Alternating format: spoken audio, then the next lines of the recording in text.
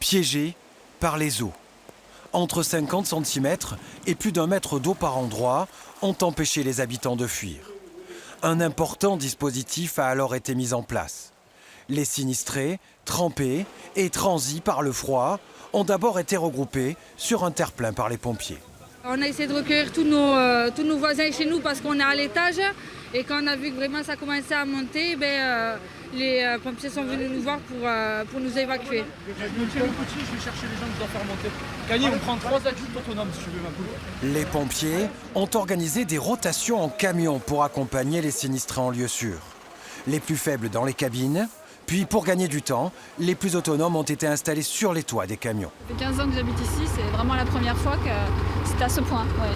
Vous avez été évacué dans quelles conditions? Moi, j'ai pas été évacuée. Hein. Je rentre du travail, j'ai quitté mon travail en début d'après-midi et je n'ai pas pu rentrer dans le village. Je me suis garée dans les lotissements là-bas et là, j'essaie de rentrer chez moi.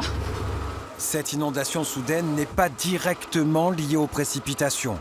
C'est une berge du canal du Midi qui a cédé au niveau de cette écluse et qui a déversé des milliers de mètres cubes d'eau dans les quartiers situés en contrebas.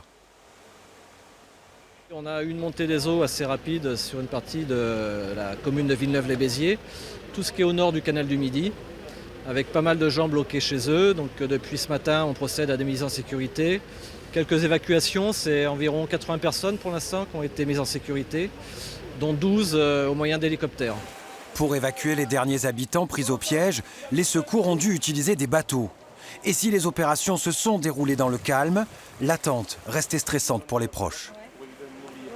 J'ai ma grand-mère qui est toute seule dans la maison, qui a 83 ans, donc je m'inquiète un petit peu. Voilà. Et là, ils vont aller la chercher? Normalement, oui. L'ensemble des sinistrés a finalement été mis à l'abri avant la nuit. Une salle de la commune a été aménagée pour les accueillir au chaud et au sec, en attendant que l'eau se retire de leur quartier.